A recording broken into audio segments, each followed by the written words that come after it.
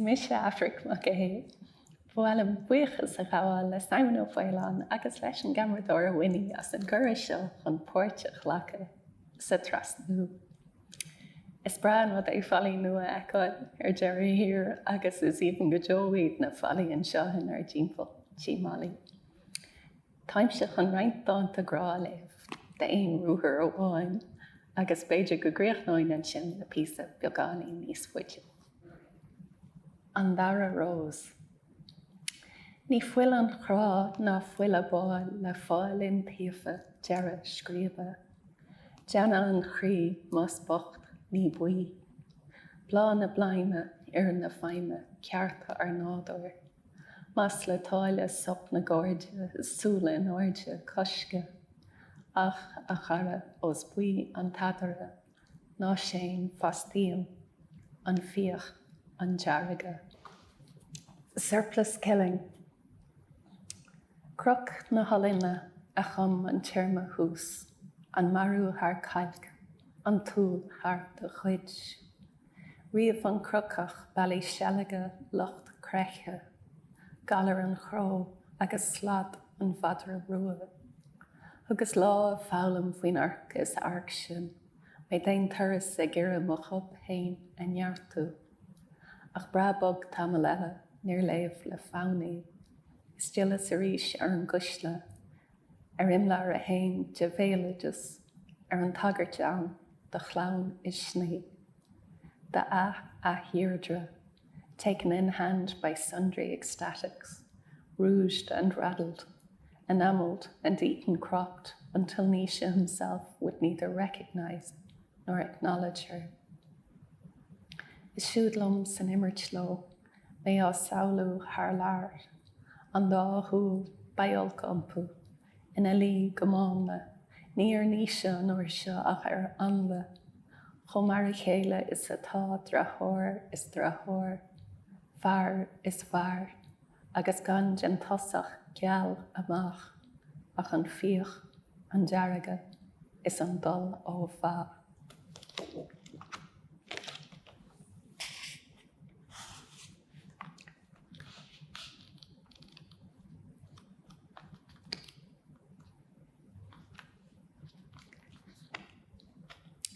Beidir go léithinn sin ceann seo an Gaeilge agus sa Maryland. I'll read this one in Irish and English. It's from my bilingual collection, Foreign News, published by the Gallery Press with translations by David Wheatley.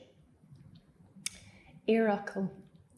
Bhí seici an bhain sin nar a bhain an súl is a éisteacht, is that a bhóch de chugar cléim, gur abig tost an béaldá.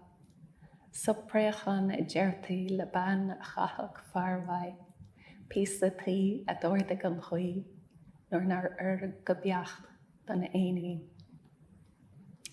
Afterward, but she knew that holding an eye isn't having an ear, and beyond that she knew how silence improves lipstick. A woman a man drops is called a crow's wisp, something the wind takes when a bird lets it slip. Pitchum focal fuishif. Creidtar saníomhá hosig. Na mílse lochóg a grithis is amach a measc an Iran road. Achar solilictar ein ad a rítarí faoin na gnáfa, tagach an trein sa dearad ach ribh sin as láthú. Focal costanta. Legtí bleas gan a couple faoi chuine chala a dausa trova. Gomun fima cala as buin am rogue, gamach na fali rawer le ceol. Bechosgrach an ie a chuid, na cnáfa sin faoin lór. Ní lecking an scanran am ash, a chuin gavanta im chóir. Focal fara. Jimmick na cuairteoirí lo is hitch an baile in a húm. Chrid an fór chun a bháis, gur tharla an lá seo fuain. Tá na trána faoi chúnas a chuid is nébhóg an chalí béal faoi. Scúban na tantracha lo gan bhac, an gaiineh á ghramú den bhliain.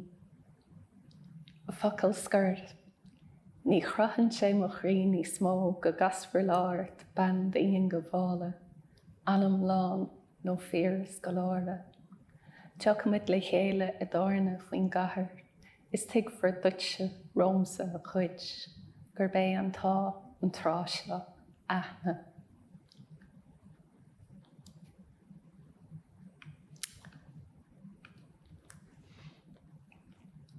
Achtra chunla, brolach. Chá scéal a héan faoin grachan, achtra chunla agus Evelyn Joyce. Feic Evelyn dús I sitse ag an bhuineog agus an tráid á feistú le cuimhní cín a hóige. Tá cura fachta I éilú in éanacht le fear farige agus si atá idir chá chomhairle. Evelyn ní amói. Ná bíníos sonnanta faoin scéal ach go háirithe, nuair nach éon dulgus in íne a chunaíonn sirí, ach tarraingt an chnáthibh. An scéal de Evelyn is de chunla, leanán bád is cura chun amachta, a go bhain seo go ngéileann an tóglach. Sé an cathú do chlít sé a hallú conna sa bhí ag a hain is ag banna bhealta ó nuair gur chuirdar chun farige is gur imiadar lo dá néomhóg chluine chranta. The Adventure of Cumla. Beginning. 2 stories that go to the heart. The Adventure of Cumla and Joyce's Evelyn. Take Evelyn first. She's seated at the window, decking the street out in memories of her youth. She's been invited to elope with the sailor and finds herself in 2 minds. Evelyn won't go. Let's not be naive about the story, though, especially since it's not filial duty that holds her back, but the tug of the familiar. Evelyn's tale is much like Cumla's, a beloved, a boat, and a chance of escape, except for this, that the young man gives in. It's hard to resist wondering how they fared, he and his curiosity woman, from the moment they raised anchor and took off in her polished glass boat. Cumla speaks. It wasn't easy for me. From stern to prow and back again, I was unsteady on my feet. It wasn't a wooden board beneath me, but a pane of glass. It wasn't a woman with me, but 100 mirrors around me. You'd think I was walking on water, and not with pleasure, but sheer force of nerves. She robbed me of 3 delights: a foot pressing over land, an unknown woman, the plains quiet. Laurian Cumla. Domsa níor a bhéasca, ó thosach go dearabáid lum ó dhearra go tosach, ba churach mo chá chus mé. Ní chlóraimid a bhí fuam a chlór chluine, ní ban a bhí fearm ach chéad scáil I mo chuine. Darlum go raibh an tuisce hain á hiúlagam, is níor le háthe é ach le teann ní chuimhnis.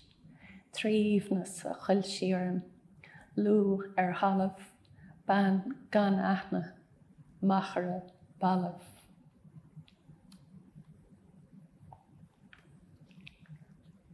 Léhim an ceann seo Gaeilge agus Mairle Chomhairle, I'll read this in Irish and English too.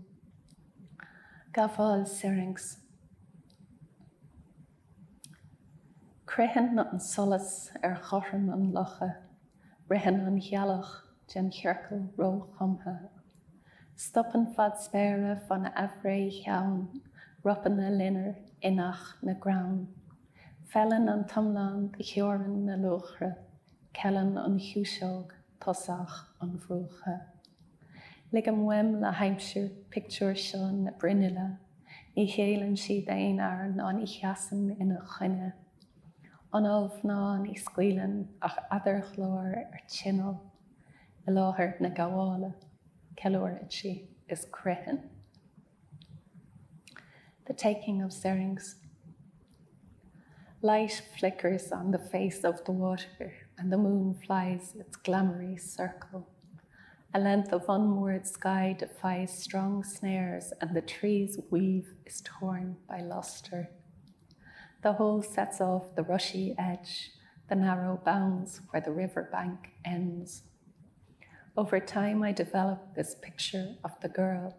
She yields to no man nor stands in his way.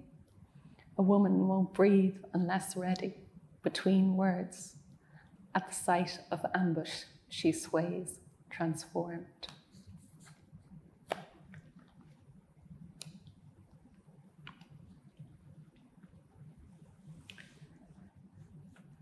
Savalia.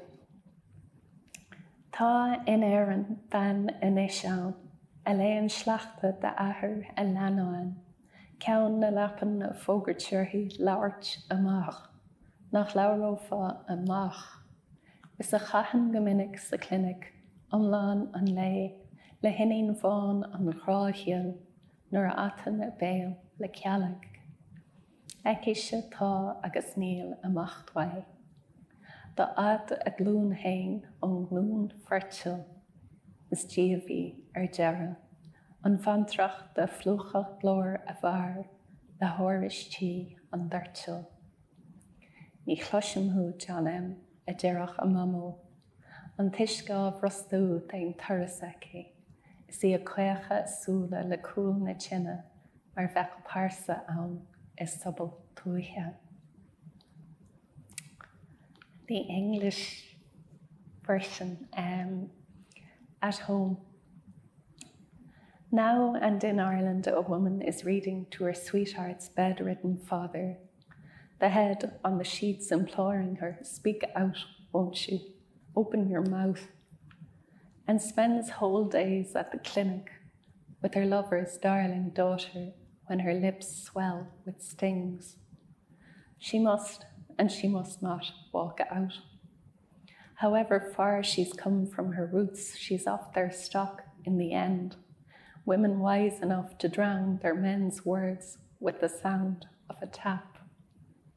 I can't hear you, John M., her granny used to say, running the water on purpose and slipping a wink to the female company by the fire, like a character in a rural soap. Agus sin.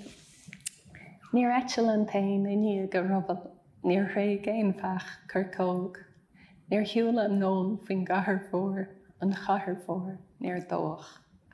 An leiscéal a bheith agam hain, gur bris a churm gan chuine, ní mise is fearr de ar dealrah, I dtaca le scaoile nodanna.